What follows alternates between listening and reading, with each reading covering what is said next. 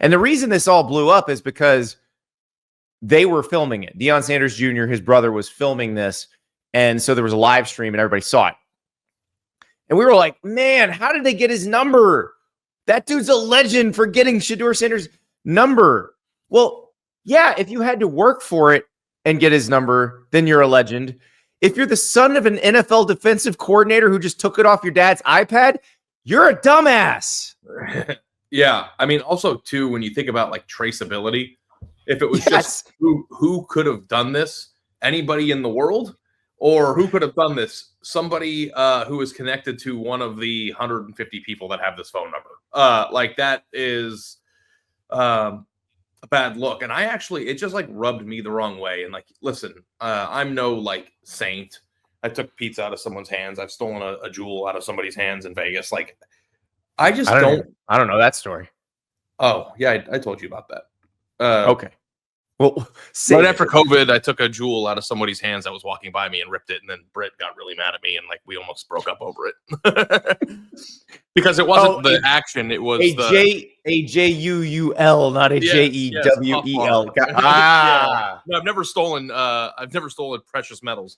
But like the thing that I just got on my high horse about on that, Andy, is just like it was just like a terrible human move. Like, I don't know. I just like, I know like the thing that I think is interesting is that the entire world is split up into two people, Colorado fans and everybody who hates Shedeur Sanders. And like, I feel like there's nobody in between. And I don't hate Shedeur Sanders. Like, I know, but I'm saying I actually felt terrible for him in this situation. But here's the thing. If we want to have an adult conversation about it, let's have an adult conversation about it. If you think something is funny by hurting somebody else, I think you're an asshole. But at the same time, Shedeur Sanders has behaved repeatedly during his college career and even before it in a way that makes people not feel bad for him for being bullied. Can both of those things be true? Both of those things are true. Okay. So, like, I felt bad for Shedeur. I thought it was a terrible, terrible look. Because, listen, by the time he got the prank call, he had already slidden way further than people anticipated. I think we found out after the draft that he was never even a first or second round pick in anyone's mind. But at the time that it happened, he was waiting for his name to be called. Remember, he and his dad were leaning forward into the TV, staring at the Saints pick at number 9. Like, it wasn't just like the world thinking that they were going to get picked in the top 10. They thought they were going to get picked in the top 10. So, like, when that happened, was it the second or third round? They had already been. It was the second round. It was right before they picked Tyler Shook. And so they had already been embarrassed publicly. Like, it had already become a skeptical long before that call came. So can you imagine like being live streamed, being somebody who you could criticize for not being humble enough, getting a phone call that he knows is being filmed and streamed? You don't actually have to have the live stream on at that point. That is a choice. Right. Well, I know, but like, hey, listen, I mean, if we're in the streaming business, that you stream when people are most eager to watch. Like, that's true. That's true. Like, the almighty dollar still talks, but like, I didn't think it was funny. Like, that's the thing. It wasn't pranks are supposed to be funny. The guy wasn't the guy who did it wasn't funny. Yeah. And the guy who got the number was not the guy who was talking. I think Ole Miss caught a stray in this thing too, because I don't think this was an Ole Miss student. I think it was a dude wearing an Ole Miss sweatshirt. Because Jax Ulbrich, the son of the defensive coordinator of the Atlanta Falcons, Jeff Ulbrich, last seen as the interim head coach of the New York Jets. Jax Ulbrich is a D3 running back at a place called Barry. And boot camp? He's the one who took the number. He's the one in the video. Producer River, let's show the video. He's the one off to the side in this video. Hey, is this Shedeur? This is Mickey Loomis here, the GM of the New Orleans Saints. How you doing? This is Mickey Loomis here, GM of the Saints.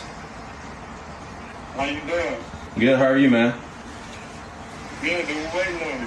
Yeah, we have. It's been a long wait, man. We're going to take you with our next pick right here, man. This ain't gonna be nothing to do. Hey, but you're going to have to wait a little bit longer, man. Sorry about that. Okay.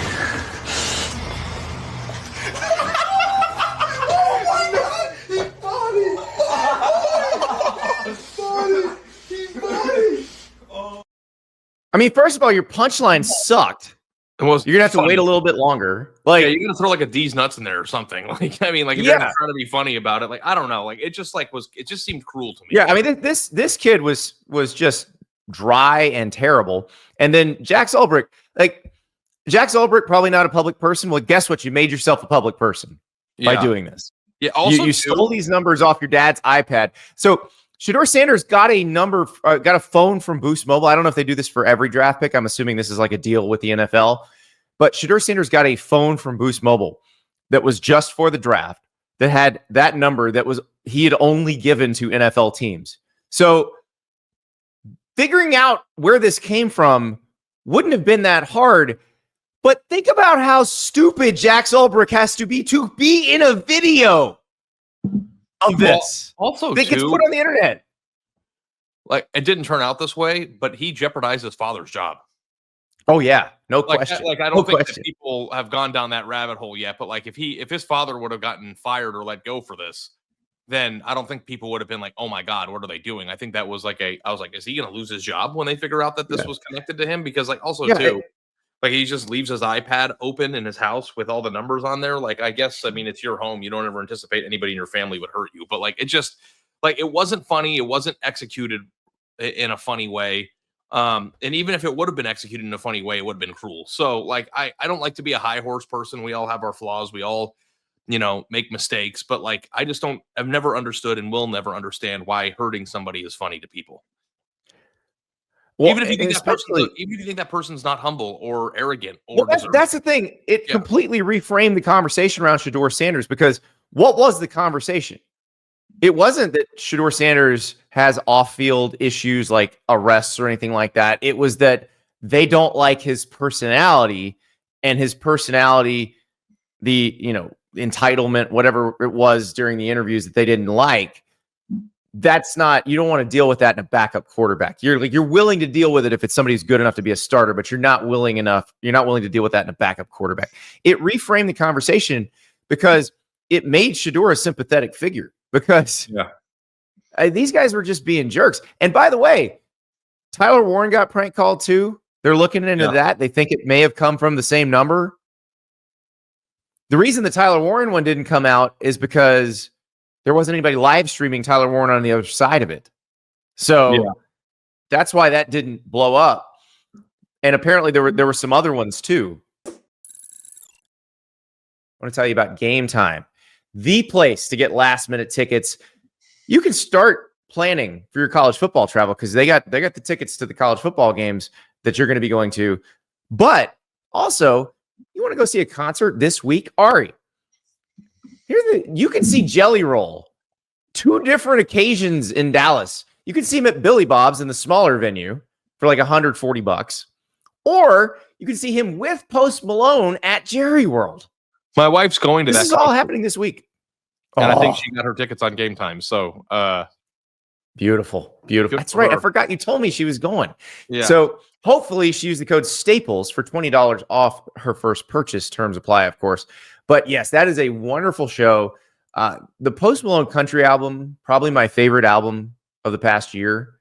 So hopefully he plays Devil I've Been. I imagine they're going to be, because they're in Dallas, quite a few guest stars that pop in at that show.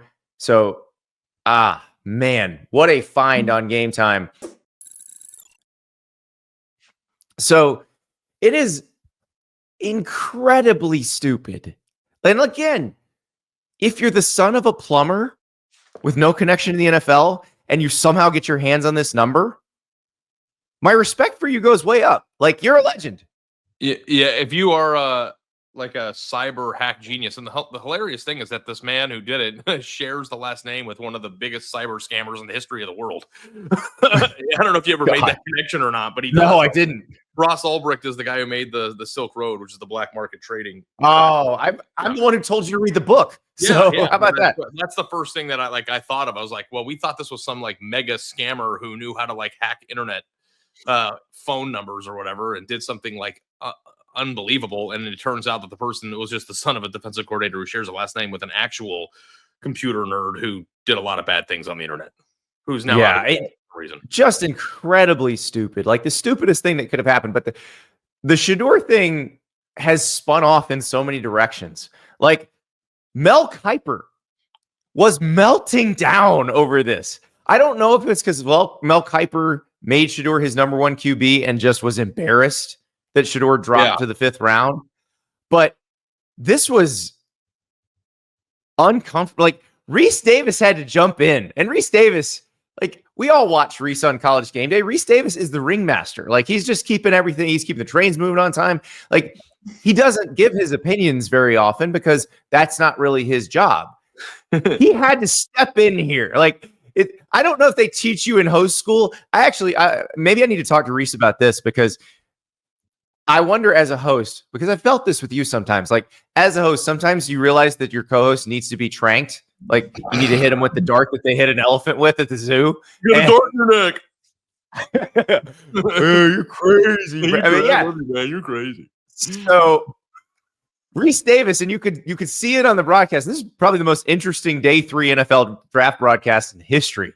But Reese Davis, you could tell like the moment where he's like, oh no, I must step in here. So we've got the audio of that.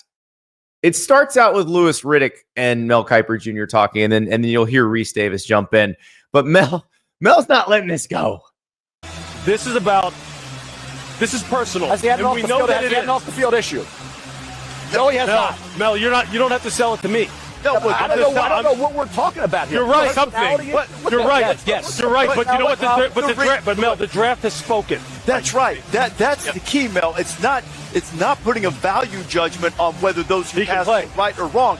They did. Yep. So now, whenever you're in circumstances in life, whether you like them, whether you don't like them, whether they're fair or whether they're unfair, you might have to deal with them. That's and right. now Shedeur Sanders has to deal with everything. And for whatever reason, whether he played a minute, microscopic percentage, 0%, or it's a legitimate criticism of the way he conducted himself during the draft process, this was the result. Yeah. Now he has an opportunity to answer it. I think yelling at the NFL about it is not. There's not a quarterback. Boomer Esiason was not happy when he was a second-round pick. Tom Brady was not happy. They dropped. How'd they turn out? And you know what? My point nobody's arguing that can happen. Race, the NFL has been clueless for 50 years when it comes to evaluating quarterback. Clueless. No idea what they're doing in terms of evaluating quarterback. That's proof. There's proof of that. How many times say we know exactly what we're talking about with quarterback? They don't. Nobody's batted 1,000 there, though. I guarantee you, when Reese Davis said nobody's batted 1,000 here, everybody stood up and looked at their TV and screamed Jimmy Clausen, because that's another guy Mel Kiper assumed was going to be a Hall of Famer. So the thing that I think is really bizarre about this, Andy, is that he took it very personally, and I think that the reason why people are giving him crap right now isn't that he was wrong. Mel Kiper putting him number 1 on his draft board or wherever he put them, or everybody else had him in the same general vicinity, right? Like, it's not like he's the only one that thought he was good. And I'm just very curious, like, why he not only did he take it so personally, he seemed to be upset about it, and like you're trying to rely on people for NFL draft, analysis. And like, I get fired up on this chat on this pod all the time. I get fired up on chats with my friends, but like, I'm never really that personally connected to something where it's like, well, except that Colorado should recruit high schoolers, I guess. But like, you know what I mean? Yeah. Just like, it felt kind of bizarre watching it because it was just like 4 hours straight on the first night and then every day consistently for the rest of the draft. Poor Field Yates looked like he was watching a tennis match back and forth, and here's the thing, like those guys, Field Yates, Louis Riddick, Daniel Jeremiah, Dane Brugler, like they don't care. Right? They probably care if they got one wrong or if they said we think somebody's going to get picked here and they didn't get picked here, but it doesn't bother them that much. Like, they're not going to come out on TV and scream about it. Well, let me just ask you this, because this is the most interesting thing about this dynamic, and it involves Mel Kiper, but it involves everybody. Why do you think everybody got it so wrong, and why do you think he actually fell? I don't think everybody got it wrong in that he wasn't a first rounder, because I think there were a lot of draft analysts, especially the more plugged in ones, and Mel Kiper's not one of the more plugged in ones anymore, but the more plugged in draft analysts said, this is not a first round draft pick. he is not getting picked in the first round. So I think at that point, he's a guy who no one is looking at as a day one starter in the NFL. And then it becomes more about fit. It becomes more about what do you want to deal with?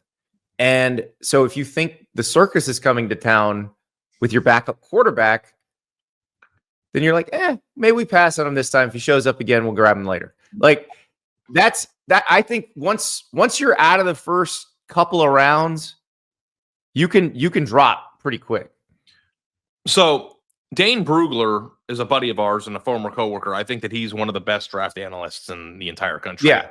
And we know that Dane, because we worked with him, is working tape all year round, talking to people. And is very plugged in. He talks to scouts, talks to NFL coaches. Yeah. So I went and I looked because I couldn't recall off the top of my head where Dane had Shedeur ranked on his big board, top 300 prospects in order. And Shedeur was number 34, which is a little bit lower than a second round pick. Yeah. But also to the second quarterback. So like for me, obviously where you have them overall isn't necessarily a correlation with where they're ultimately picked. But if he thought he was the second quarterback, available, it turned out to not be the case. And that's somebody. Well, and that Dane does that also means that there were NFL people telling Dane, we think he could be a decent quarterback. Some. Now there may have been some who said he's not on our board at all, but that means there were some people saying, yeah, we kind of like him. So like I was arguing with people, you were arguing with people online over the weekend. I wrote a column about going into the third day, about Shedeur Sanders' slide, which is, there isn't some mass grand conspiracy because here we are again. Something goes off center, not according to plan, and the entire world starts talking about some grand conspiracy that the NFL has against the Sanders family, punishing people who have lucrative NIL deals and all these things. And I thought that was just complete and utter nonsense. Right. So like that to me is like if he could play or was actually a first round grade or even an early second round grade, to most people, he probably would have been picked at late, even if he had character issues, which we talked about on the show the other day, still probably would have been a third round pick. So the fact that he fell to fifth, I'm wondering, do you think that he did that to himself through his own behavior and the way that he handled himself during the draft process? Probably. Yeah. Because I don't think that was about the tape, but I also don't think they thought he was a day one starter, which they made very clear. Like they would have picked him in the first round if somebody thought he was a day one starter. Not only did he not go to a team that needed he went to a team that needed a quarterback, but they had already picked another quarterback in the third round before him. The Browns had picked Dylan Gabriel, which was the worst pick in the draft, by the way. Because Dylan Gabriel was going to be available in the fourth or fifth round too. Like that was a reach. I've had my Browns diatribes on this before, but it's like when you trade down in the draft, you're making a concession that you're trying to accumulate more talent and build your roster, right? Like that's when you trade away from drafting Travis Hunter, your entire purpose as a team is to accumulate more draft equity in order to build a team. Yeah, I think the Browns' philosophy, at least at first, when they did trade out of the second pick to the Jags so that the Jags could take Travis Hunter and they get an extra first round pick next year, the Browns do. I think they are trying to build so that when they get out from under the Deshaun Watson contract, they have the draft capital to immediately go be good. So, right. And also, too, they got Mason Graham, who we've said on the show is amazing. Like, there's no question that Mason Graham, you could probably make the case that Mason Graham plays defensive tackle as well as Travis Hunter played either of his positions. But he doesn't play two. But lastly. No, but Mason Graham's a great pick. He's a great pick, and he's going to be a long-time NFL starter.